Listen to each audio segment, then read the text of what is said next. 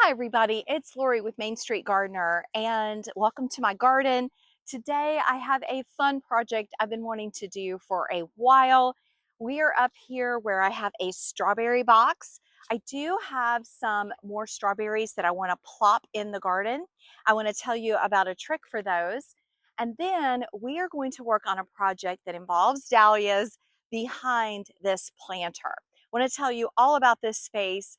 I'm wondering if you have a space in your garden that is very challenging, where the soil is bad, where you just can't figure it out.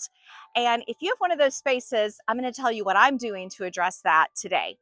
Church bells are ringing. It must be almost noon. So I'm up here at the top of our driveway. This is where I have my green stalk garden, and it is doing fantastic. It is loving all the rain that we've had. And then I have our strawberry planter. This is at our driveway right where you come up. So let me walk you around the space. What I want to do today is we are going to deck out this planter. We are going to address the little garden behind it. We are going to plant some dahlias in a stock tank. And then I have two containers that I want to get potted up today, also with dahlias. I'm going to tell you some tricks that I have for putting dahlias in containers. So with all that, we've got lots of work to do, need to mulch this area. I'm going to show it all to you. So let me turn the camera around and show you what we've got going on. Okay, so first, let me show you some of the plants we're going to work with today. So I just picked these up. There are a lot of trailers. There's a scabiosa, the petunias, and the vine. I was really excited about this scabiosa yellow vining plant. And so what we're going to do with those is I want to put them on the edge of the planter so that they just cover it, fill it with beauty. I see this space every day when I pull into my home. And last year I just had it filled with herbs. The time that I had in the space overtook the garden. So I removed the herbs. I have them just in my green stalk now where they're a little more contained. And this is just filled with strawberries. And look, you guys, we already have a lot of gorgeous strawberries growing. Have some blooms over here. Now this plant had a little fungus on it. I removed those leaves and I'm just kind of watching it. All the other plants look really, really great. I did give this a dose of fertilizer, so it's doing really nice. So I do have a couple more strawberries to put in. Then the front of this bed needs to be mulched. So when we moved into this space, I really wasn't sure what I was going to do with this area. So my neighbor's barn and where he parks is over here. I did put in this gorgeous spirea, and I love that it just fills in this area. So it's really beautiful. And then over to the left is the shade garden. So we did plant a serviceberry tree, and it was a free tree that our city gives trees away each year, and it's growing.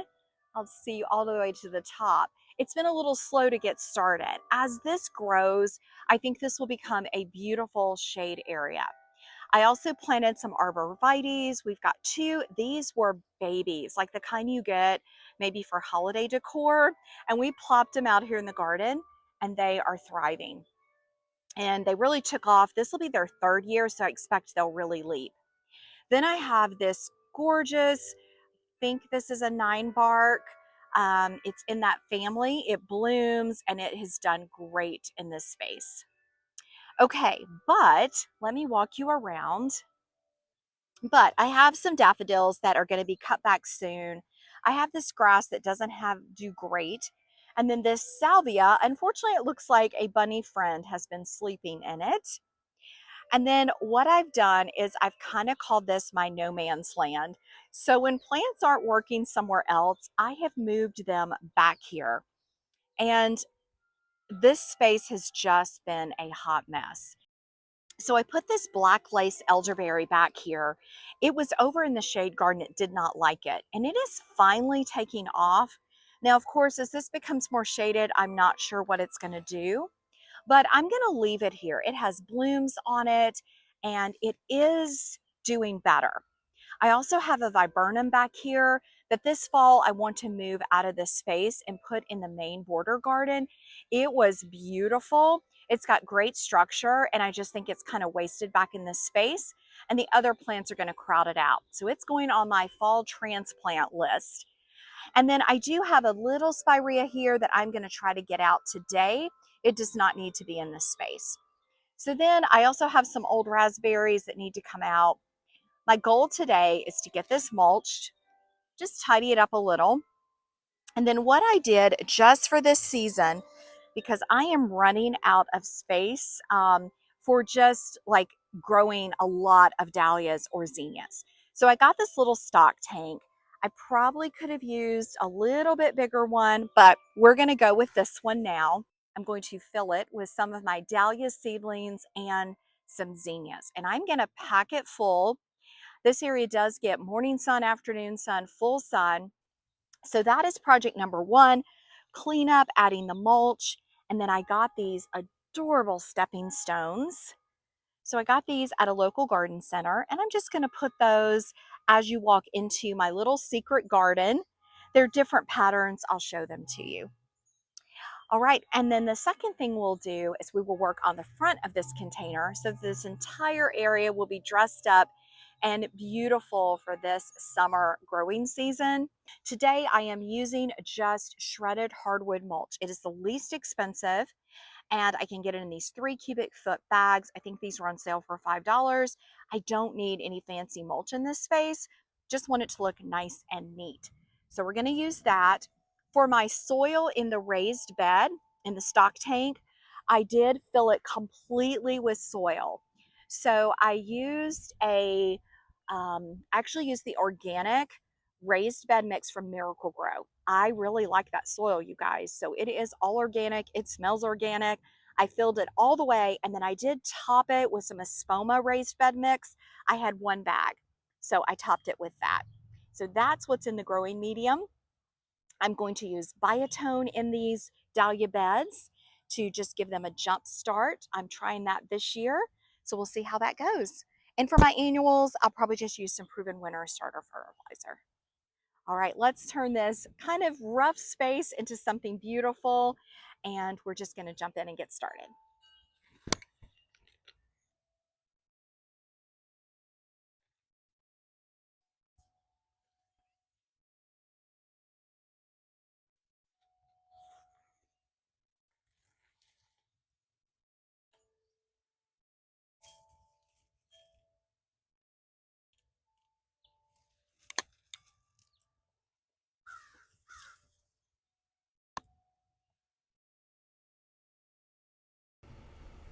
So all the dahlias that I'm putting in this bed, I actually started from seed, but I want to show you where they've already started forming tubers. It's so exciting.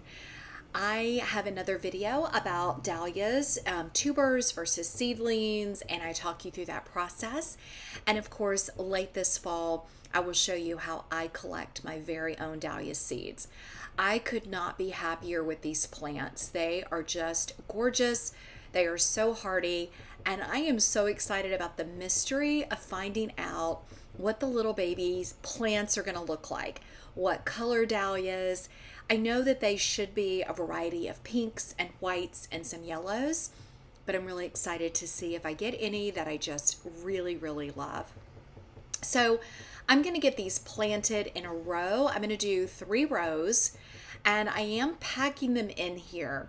Now, for a couple reasons. One, they are seedlings, and so they are going to get big, but not as big as like a tuber established like dinner plate size dahlia. Second, I found that they supported themselves very well when they were close together last year, and I didn't have any disease or issues. I also get a lot of great airflow up here on the top of the hill. You can see how windy it is today, but I am giving them plenty of space to grow, almost a foot between, maybe a little less. But that's gonna work great. Sometimes you get a dahlia that maybe isn't as hardy as another one, and so I'm just kind of overplanting it and going with that. These have been growing since February. I started the seeds, and then as they got bigger, I put them in these 4-inch pots. So they are definitely ready to go out. They've probably been in the 4-inch pots since March, and it's the middle of May. So definitely time to get them out of their containers. So I will add drip irrigation here, and I did fertilize the soil with some biotone. So that should really help them take off. I will fertilize them throughout the season. I like to use a liquid fish feed. All right, so I'm going to finish planting these, and then I'm going to show you, I have the container here of zinnias, and I'll tell you more about those in just a minute.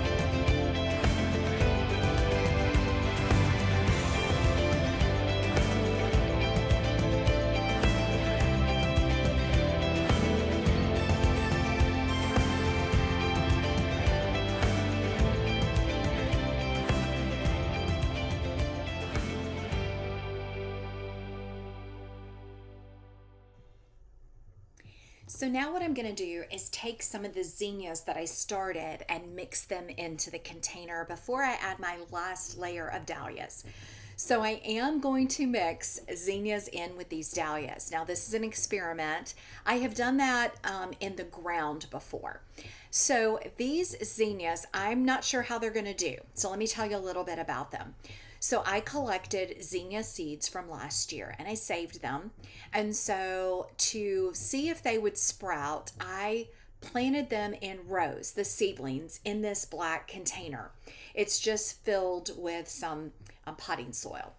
And I had about a 50% germination rate, which isn't bad for self-collected seeds. Now the little seedlings have grown and they're a pretty good size.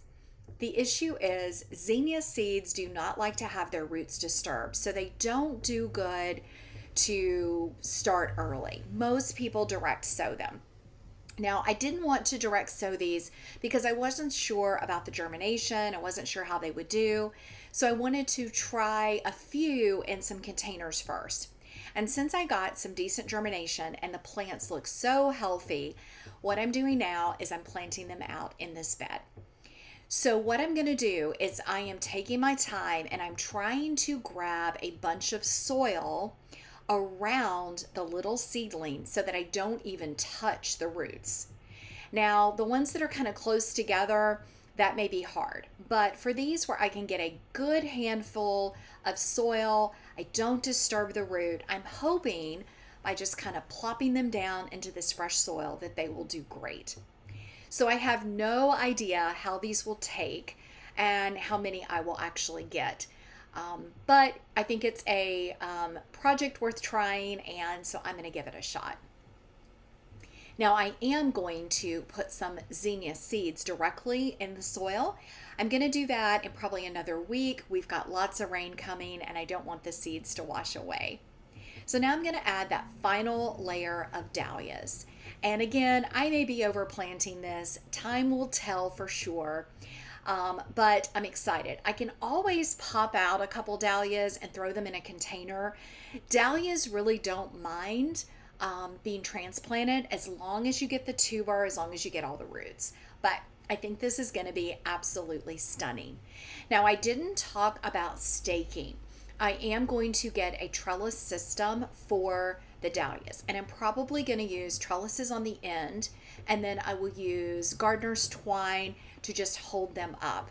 I didn't want to use the Hortonova netting. I do have some, but again, these dahlias are typically I think they're a little more lightweight.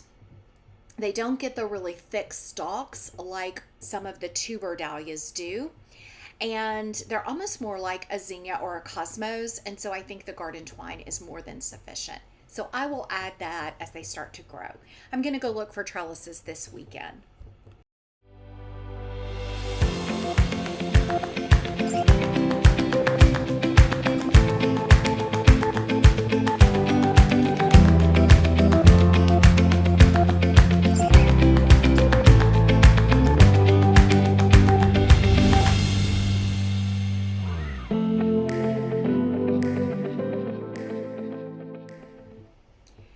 So we got it all done, watered in, and now it's going to be time to watch it grow.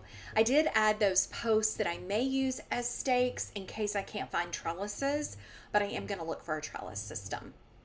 So now let's get all the mulch done, get this area all beautiful, put in those beautiful stepping stones, and then we're going to move to the strawberry bed to get our last planting done.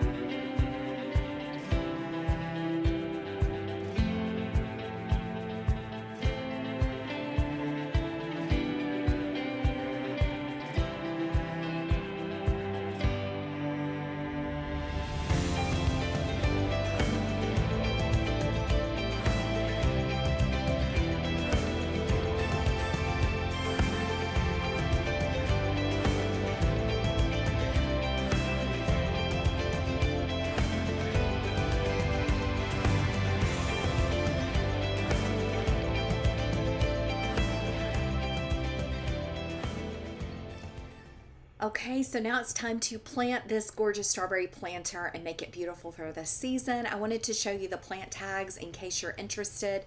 This is a trailing scaevola. I think I said scabiosa before, but it's a scaevola Bombay yellow scaevola.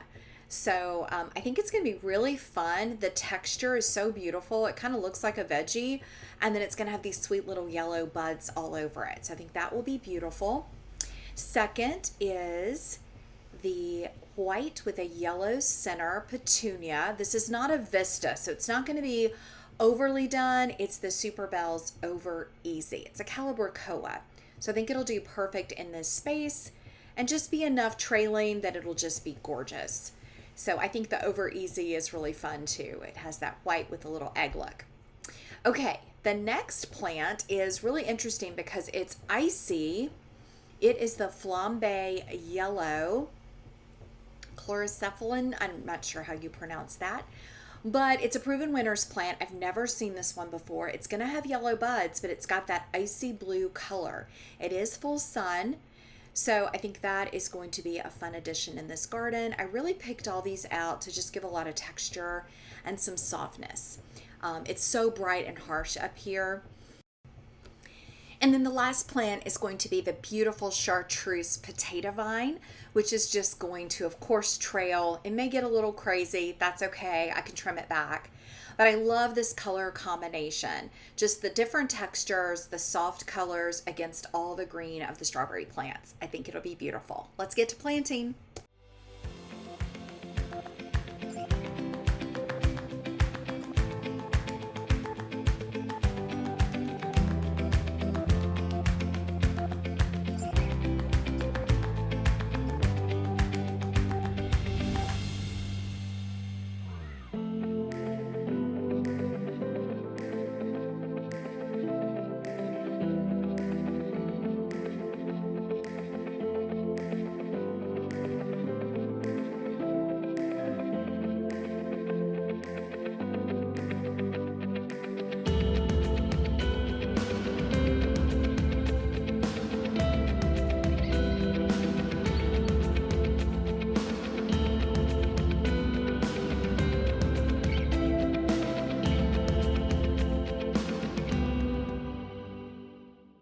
All right, I think we got this project done. I do need to go grab the blower, but I am so excited with all these annuals that are gonna just fall over this bed. I think they're just gonna be really beautiful. And I'm so happy with the little stock tank in the back. It's just a small space for me to have some additional cut flowers and to grow some of my dahlias. So I'm really pleased with where that is. And I think for now, it's great to have this as a temporary space. So eventually, this planter box is not going to withhold for maybe another year, 2 years. And this serviceberry tree is going to continue to grow, is my hopes. And eventually, this may be a shadier space. So I'm going to put in my garden journal, I would love to have another one of these large spireas, and it definitely could go where the stock tank is. So if I happen to see one, maybe I'll grab that for this fall. But for now, I love cut flowers, and I love that I was able to turn this kind of, not so beautiful space into something that I can enjoy. I love the little stepping stones that are just going to lead me back to this secret garden space where hopefully I just get tons of dahlias and zinnias, and I can cut from those and not worry about things in my garden. I often hate to cut flowers in my garden, so I think this will be a great alternative.